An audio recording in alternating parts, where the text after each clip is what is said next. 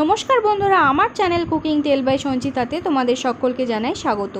আমার চ্যানেলে নিত্য নতুন নানান রকম দেশি বিদেশি এবং বিভিন্ন প্রদেশের রান্নার রেসিপি পেতে এক্ষুনি চ্যানেলটি সাবস্ক্রাইব করো আর পাশে থাকা নোটিফিকেশন বেলটি প্রেস করে দিও। আজকে আমি একটা কম্বো রেসিপি তৈরি করে দেখাবো, সেটি হলো লেমন পেপার চিকেন আর চিলি গার্লিক রাইস। তো চলো সবার প্রথমে দেখে নিই লেমন পেপার চিকেনটা কিভাবে তৈরি করতে হয়। সবার প্রথমে আমি চিকেনটাকে ম্যারিনেট করব। এখানে আমি 400 গ্রাম মতো চিকেন নিয়েছি, আমি উইথ বোন নিয়েছি। তোমরা চাইলে বোনলেস চিকেনও নিতে পারো। যেগুলো বড় পিস সেগুলো একটু চিড়ে দেব যাতে মশলাগুলো ভেতরে ঢোকে। এবারে এর মধ্যে আমি 1 টিস্পুন নুন আর 1 টিস্পুন গোলমরিচের গুঁড়ো দিচ্ছি। তারপরে দেব আমি 1 টিস্পুন আদা রসুন পেস্ট। আর যেহেতু লেমন পেপার চিকেন সেই জন্য লেবুর রস দিচ্ছি। এখানে আমি পাতিলেবুর রস দিচ্ছি 2 টিস্পুন। আর এর মধ্যে এবার আমি হাফ কাপ মতো ফ্যাটানো টক দই দেব। টক দইটা খুব ভালোভাবে ফেটিয়ে নিতে হবে যাতে ভেতরে কোনো লাম্পস বা দলা না থাকে। এবারে সমস্ত মশলাগুলো চিকেনের সঙ্গে ভালোভাবে মিশিয়ে নিয়ে এটাকে ঢাকা দিয়ে অন্তত আধ ঘন্টা রেখে দিতে হবে ম্যারিনেট করার জন্য। আধ ঘন্টা পরে একটা কড়াতে 2 টিস্পুন মতো সাদা তেল নিয়েছি। এরপরে কয়েকটা দানা গোলমরিচের ফোড়ন দিচ্ছি রসুন কুচি আর আদার জুলিয়ান দিয়ে একটুখানি ভাজা ভাজা করতে হবে আমাদেরকে। 1 মিনিট মতো একটু নাড়াচাড়া করতে হবে মিডিয়াম ফ্লেমে। যখন দেখবে যে বাদামি রং চলে এসেছে তার মানে এটা হয়ে গেছে ভাজা। এর মধ্যে আমি ম্যারিনেট করা চিকেন পিসগুলো দিয়ে দেবো। আমি সবার প্রথমে শুধুমাত্র পিসগুলোই দেব, দইয়ের মিশ্রণটা দেব না। দিয়ে এটা মিডিয়াম ফ্লেমে এক পাশটা 2 থেকে 3 মিনিট একটু ভাজা ভাজা করে নিতে হবে। দিয়ে উল্টে দিয়ে আবার দ্বিতীয় পিঠটা একটুখানি হালকা ভেজে নিতে হবে। ফ্লেমটা মিডিয়ামেই রেখেছি যাতে চিকেনগুলো পুড়ে না যায়। দ্বিতীয় দিকটা যখন ভাজা হয়ে যাবে তারপরে আমি এর মধ্যে দইয়ের যে মিশ্রণটা ছিল ম্যারিনেশনের সেটা এর মধ্যে দিয়ে দিচ্ছি। দিয়ে এর মধ্যে আরও 1 কাপ মতো জল দিচ্ছি। জল দেওয়ার পরে ভালোভাবে একটু মিশিয়ে নেব। সমস্ত মশলার সঙ্গে ভালোভাবে মিশিয়ে নেওয়ার পরে ফ্লেমটাকে হাই করে দিয়েছি। আর এবারে আমি এর মধ্যে 4টে কাঁচা লঙ্কা দিচ্ছি। তোমরা চাইলে কাঁচা লঙ্কাগুলো একটু চিড়ে দিতে পারো, কিন্তু আমি গোটায় দিয়েছি, খুব বেশি ঝাল হয়ে যাবে নইলে। দিয়ে এটাকে ঢাকা দিয়ে 12 থেকে 15 মিনিট পর্যন্ত ফুটতে দিতে হবে। আর 15 মিনিট মাঝখানে একবার এসে একবার উল্টে নেড়ে চেড়ে দিতে হবে।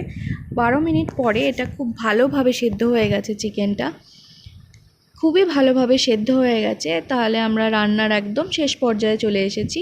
গ্রেভিটা খুবই পাতলা মনে হচ্ছে, এটা ঠিক করব তার আগে আমি এর মধ্যে স্বাদ মতো নুন দিয়ে দিচ্ছি। আমাদের মাথায় রাখতে হবে যে ম্যারিনেশনের সময়ও নুন দিয়েছিলাম, তো সেই বুঝে নুনটা দিতে হবে। এবারে গ্রেভিটা ঠিক করার জন্য আমি কর্নফ্লাওয়ারের একটা স্লারি দিয়ে দিলাম। এখানে আমি 1 টেবিল স্পুন কর্নফ্লাওয়ার একটুখানি জলের সঙ্গে মিশিয়ে গ্রেভিটার মধ্যে দিয়ে দিয়েছি। দিয়ে আবারও একটু ফুটতে দেব। 1 থেকে 2 মিনিট ফুটে উঠলেই তোমরা বুঝতে পারবে গ্রেভিটা অনেকটাই ঠিক হয়ে এসছে। অনেকটাই পাতলা ছিল গ্রেভিটা, এবারে একটু ঠিক হয়ে এসছে। আর ঠান্ডা হলে আরও বেশি ঠিক হয়ে যাবে, তো আর বেশি ফোটাবো না।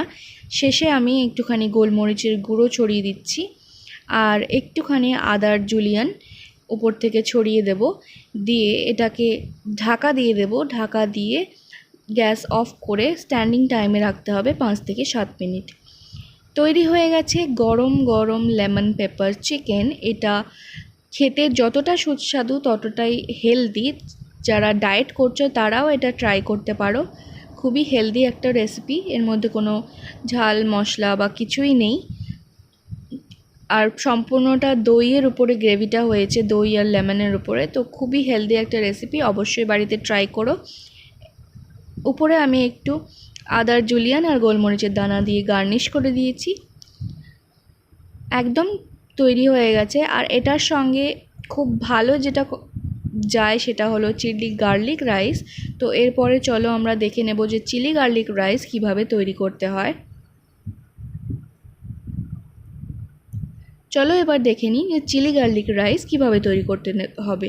এটাও খুবই সহজ একটি রেসিপি। আমি এখানে একটা ফ্রাইং প্যানের মধ্যে একটু সাদা তেল দিয়েছি, তার মধ্যে ফোড়ন দিলাম শুকনো লঙ্কা কুচো আর রসুন কুচো, রসুনটা গ্রেট করে নিয়েছি, আর শুকনো লঙ্কার দানাগুলো বের করে তারপরে কুচো করেছি, নইলে অসম্ভব ঝাল হয়ে যাবে।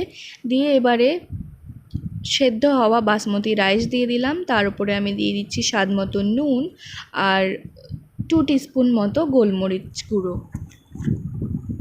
আমি এটা রাইসটা পুরোপুরি ডান করেছিলাম, খুব একদম 70% বা 75% করিনি, নইলে এটা বেশিক্ষণ ফ্রাই করতে হয় না, তো নইলে ভাতটা কাঁচা কাঁচা থেকে যেত, সেই জন্য আমি পুরো 100%ই ডান করেছি। বাট যেন গলে না যায় রাইসটা, এটা খেয়াল রাখতে হবে।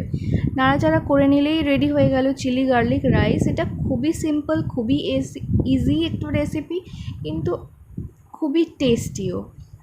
তো এটা অবশ্যই ট্রাই করো, আর এই কম্বোটা তো অবশ্যই ট্রাই করো। যখন চটজলদি কিছু রান্না বেশি করতে ইচ্ছে করবে না, তখন এই রেসিপিটা ট্রাই করতে পারো। তো তৈরি হয়ে গেল এখানে চিলি গার্লিক রাইস। আমি উপরে একটুখানি শুকনো লঙ্কার যে কুচোটা ছিল সেটা দিয়ে গার্নিশ করে দিয়েছি। খুবই টেস্টি একটা রেসিপি, আর খুব হেলদিও। তো এটা অবশ্যই ট্রাই করো। আর আমার ভিডিও যদি ভালো লাগে তাহলে লাইক করো, শেয়ার করো, কমেন্ট করো, আর আমার চ্যানেলটি সাবস্ক্রাইব